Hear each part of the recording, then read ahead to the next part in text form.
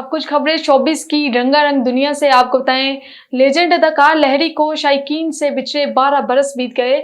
Pakistan film industry के legend अदाकार और कॉमेडियन लहरी का असल नाम सफीरुल्लाह था। उन्होंने 200 से ज्यादा फिल्मों में अदाकारी के जौहर दिखाए। लहरी ने अपने मुनफरिद मज़ाहिर अंदाज से लोगों के चेहरों पर मुस्कुराहट बिखेरी और खूब दाद पाई। फनी सफर की इब्तिदा फिल्म अनोखी से करने वाले लहरी ने बेदारी, अंधलीब, कनीज, आग का दरिया, देवर भाभी, दिल लगी और दिल मेरा धड़कन तेरी जैसी मुतअद्दिद मशहूर फिल्मों में अदाकारी के जौहर दिखाए।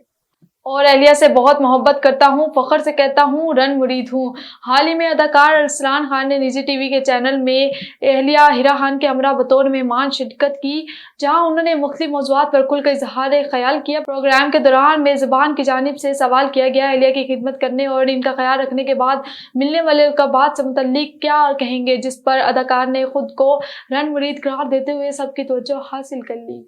और भारतीय अदाकारा मलाइका अरोड़ा के वालिद ने खुदकुशी कर ली।